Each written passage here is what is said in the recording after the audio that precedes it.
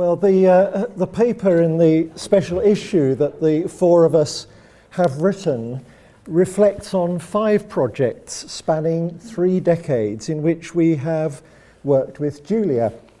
One of these projects was 4-generation families, and you could say that we, as authors, are 4-generation researchers, having joined TCRU in successive decades. And over that period, Julia has been a generous and supportive colleague and collaborator. We could not have wished for any better, unstinting in her contribution to the unit as a whole and to us and other individual members. Having joined Thomas Coram myself on its inception in 1973, I can claim to be the first of the 4 generations of researchers represented here. Indeed, I was on the interview panel that appointed Julia in 1982, which I think was one of the better decisions in my working life. Just think what would have happened perhaps if I had given her the thumbs. Barbara Tizard was then the unit's director, from an earlier generation of women who made it to the top of academia against even greater odds, a most remarkable woman. And Julia joined a project that I was engaged on, so right from the start I was aware of her capacity to bring new perspectives, both new understandings and new methodologies to our work, and these themes Anne and Rebecca will elaborate. The 5 projects we write about are just part of a far larger opus of work, of which just some part is represented here. But the titles of the projects allude to some of Julia's main research interests. The Daycare Project, 4-generation families, work and care, care careers, fathers across 3-generation Polish, Irish and British families, and food practices and employed families. Running through all is the recurrent meta-theme of the relationship between care, employment and gender. And within this broad scope, other more specific themes have emerged over time. Fathers and fatherhood, employment and care over the life course, and intergenerational relationships. Julia's work has challenged, shaped and enriched the unit's thinking on all these themes and many more, changing the kinds of questions we've asked, and getting the questions right is so central, and the ways in which we have sought answers.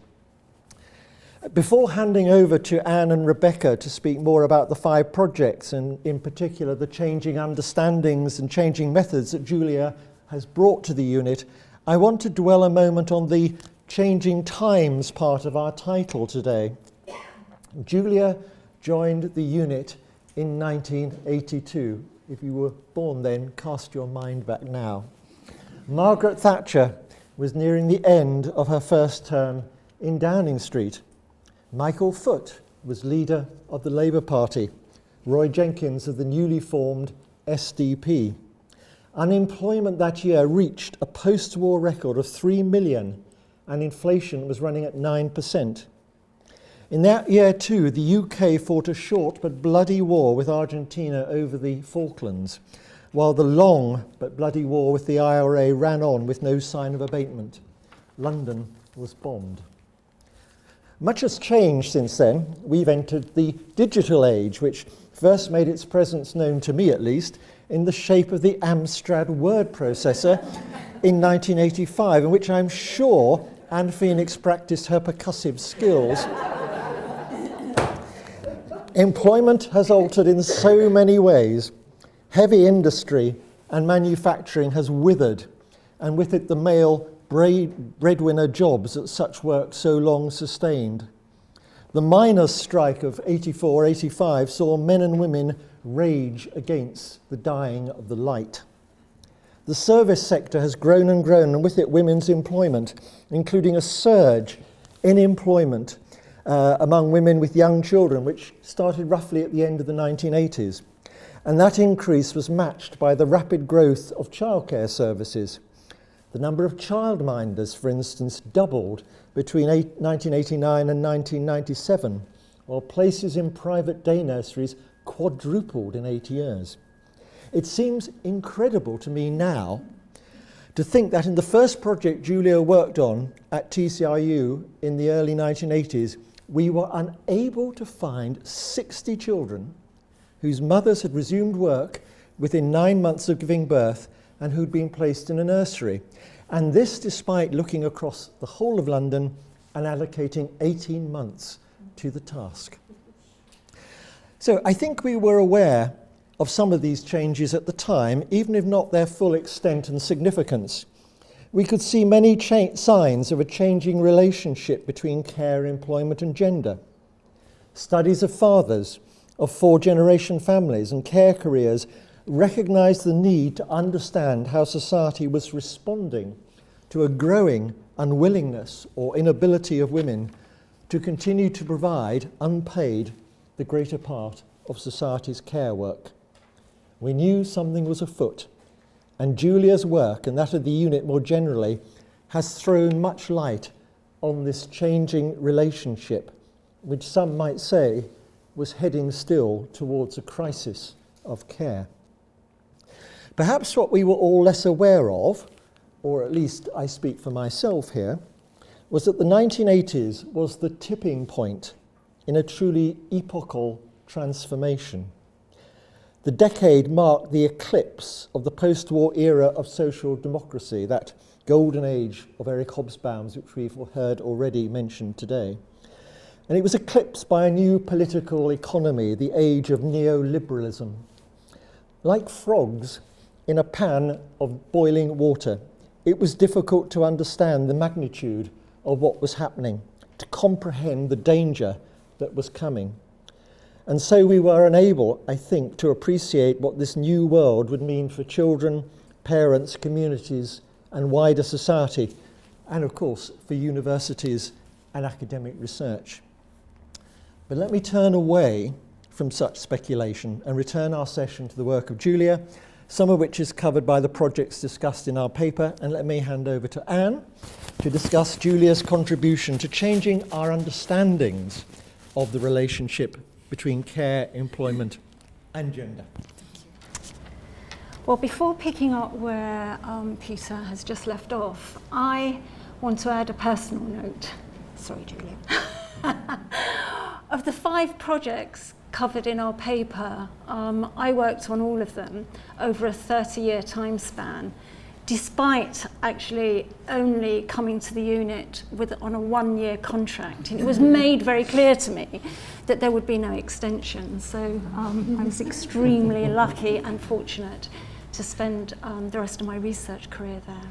And I have much to thank Julia for. I can only endorse what everybody else has said. She was an extremely supportive colleague. She mentored me through my research career, and it was a pleasure and a privilege to work with her. So thank you. Picking up, as I say, from where Peter left off then. Peter's described the changing times during the span of Julia's career. But it wasn't just external conditions that were changing, but changing in understandings too. Changes that Julia has greatly influenced. For example, Managing Mothers, Dual Earner Households After Maternity Leave, written by Julia and Peter and published in 1991, reflected a significant shift in thinking and approach during the course of the daycare project, which many speakers before us have mentioned, and of course Peter, which was undertaken during the 1980s. And that shift, which took place, Julia played a leading role in. The project was conceptualised and designed before Julia joined the team, and very much reflected the debate at the time as to whether maternal employment had a detrimental impact on children. The underlying question was very much, are working mothers bad for children? Julia, trained in qualitative methods and with a growing interest in narrative, brought a new theoretical perspective to the project, leading to a change in direction which took account of how women made sense of their experience experiences of combining motherhood and employment. There was a move away from mother and child as the unit of analysis to one where employed mothers were seen as members of dual earner households, with recognition of the important role both parents played in these households. Although fathers themselves were not interviewed, owing to a lack of resources, Julia introduced and developed a qualitative approach in the interviews with mothers and in the data analysis and dissemination which followed, reflecting the changes in the theoretical approach. Later projects in which Julia was involved saw her influence in the way these projects were conceptualized, reflecting not only the role of both fathers as well as mothers in understanding families and households, but her growing interest in the life course and intergenerational relations, as we've heard. Thus, the 4-generation study was designed to consider change and continuity in relation to care and employment across and within the 3 adult generations in 4-generation families, and Rachel talked about that project. And this approach enabled consideration of the processes of transmission between different family members of different generations. For example, the transmission of resources up and down the generational chain, and the role of the pivot or sandwich generation. And I think both Julia and I at the time were in that situation. People caught between the care for their grandchildren and care for aging parents. The father study likewise applied an intergenerational lens to the study of fatherhood, including, as it did, 3 generations of males in a family group: grandfathers, fathers, and sons. This was a challenging project, something Julia has never shied away from. It not only set out to look at change and continuity in fatherhood, but it also considered how lives were shaped by migration. The sample included first-generation Polish migrant fathers and their sons and fathers, second-generation Irish fathers, their sons and fathers, and non-migrant white British origin fathers and their sons and fathers. Now, Rachel talked about the importance of sampling and selection. Although we didn't address this in our paper, I should say that finding and recruiting this sample proved challenging. All of those on the team, which included Valerie Wigfall, who's here today, and Violetta Perutas, found ourselves in quite unusual situations for recruitment purposes. For example, in pubs and social clubs. For example, and approaching strange men to talk about the study with, I might say, sometimes disapproving looks from their partner. I think neither I nor Julia nor Valerie will forget the recruitment drive that Julia and I did in an Irish club, a tea dance at an Irish club, and Julia and Valerie went to an Irish social club on St. Patrick's night. Accessing research participants is often presented as unproblematic, but throughout her career, Julia has taken a keen interest in writing about this aspect of the research process.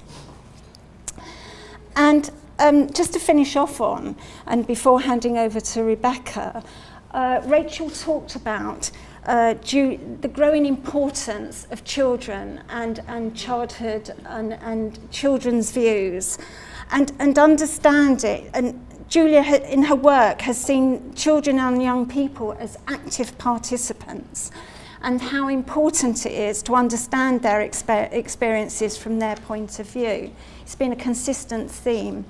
And although the youngest generation in the 4-generation families weren't interviewed, I think that would have been one step too far. When it came to the father study and the food practices and working family study, young children and young people. Children and young people were included and ranged in age from 3 to 17 across those two studies. And in both studies, as you can see from this overhead, methods to elicit children's views were developed, and Julia played a key role in that. And yes, I'll hand over to Rebecca. Yep. So as Peter and Anne have said, the new understandings that Julia has brought to the research agenda have called for new methodological approaches. And I'm just going to briefly mention the application of 3 of these approaches: mixed methods, biographical methods and interdisciplinarity, in a few of the research projects on which we have collaborated. And I'll finish by returning to Peter's opening comment about Julia's ongoing contribution to developing research capacity, with a brief personal reflection. So first, as we note in our paper, and if you didn't know before, you certainly do now, mixed methods have become a hallmark of Julia's work. She joined TCRU to work on the daycare project, and despite arriving late on it, managed to introduce and develop a qualitative approach to a study originally conceived of largely in quantitative terms. Her concern with mothers' experiences mirrored political concerns and theoretical approaches discussed today by Anne and others. In subsequent studies, combined quantitative and qualitative approaches have been shown not only to give a fuller picture and pose new lines of questioning, but also to raise issues of contradiction. In the Care Careers study, for example, while the survey data suggested that respondents were able to manage work and family responsibilities successfully, interviews provided evidence of difficulties. Such contradictions, Julia has suggested, are explained in this case by the challenges and tensions experienced on a daily basis by those who at the same time present themselves as getting by. This dual concern with the meanings people ascribe to their lives and the material conditions in which they occur links to a second theme we discuss in our paper, that of biographical methods. At an early stage in the 4-generation families study, which began in 1999, the planned semi-structured interview approach was changed to an adapted form of the biographic, interpretive, narrative interviewing method, of Tom's, after Julia attended a course on the method with Tom Wengraf, who's sitting there. The approach applied in this and subsequent studies enables research to capture both the ways in which participants make sense of their lives, as well as the historical conditions in which they are lived, a twin concern which, as you have heard, runs throughout Julia's work. A third approach characterising Julia's work at TCRU relates to team working and multidisciplinarity. Not only has Julia's work made the case for using a mixed methods approach to address policy-related research questions, it's also highlighted the importance of bringing researchers from different specialities and competencies and with different epistemological and theoretical preferences to work together on common research problems. The Families, Food and Work study, which Anne just mentioned, for example, was one of a number we've worked on with Julia, which brought together a multidisciplinary team. In this case, it included a social anthropologist, a sociologist, a psychologist, statisticians, and a public health nutritionist we collaborated with in writing a couple of papers and an advisor to the project. As Julia has written, successful multidisciplinary working requires research teams that are democratic communities of practice, open-minded, well-motivated and well-supported. And it's to this last issue that I turn now. In Peter's schema, I occupy the privileged position of being a 4th-generation TCRU researcher.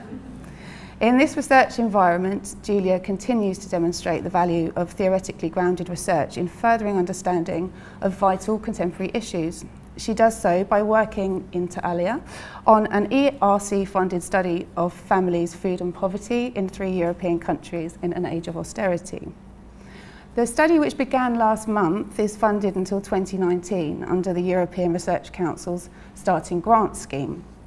I'm the principal investigator, but as with all of the proposals and studies that I have worked on at TCRU, Julia's contribution to the conceptual and methodological development and everything else has been vital. Just as important, however, has been her unstinting support of me as a developing researcher, including my apprenticeship into the craft of research, but extending to an appreciation of the opportunities and challenges raised by the intersection of work and family life. At no point was this more apparent when, having found out that the ERC proposal had successfully made it through to stage 2, we learned that the date for the interview in Brussels had been set for less than a month after the expected arrival of my daughter, Molly. Not only did Julia agree to be our chaperone for the interview, she found and lent me a book about case study research to occupy me whilst breastfeeding, and visited me at home a week before to rehearse the interview. And as you can see from the photo, Julia was a very accomplished childminder, in addition to being such a great support and a lovely companion. From our privileged position as Julia's TCRU colleagues then, the contribution Julia makes to developing research capacity is not only in pioneering training and publishing extensively on research methodology, but what Anne Phoenix refers to in her paper in the journal as Julia's commitment to the capacity development of individual researchers. As you have heard, many of us here today are here today because of that commitment. We are very grateful to you for it and look forward to continuing collaboration in the future.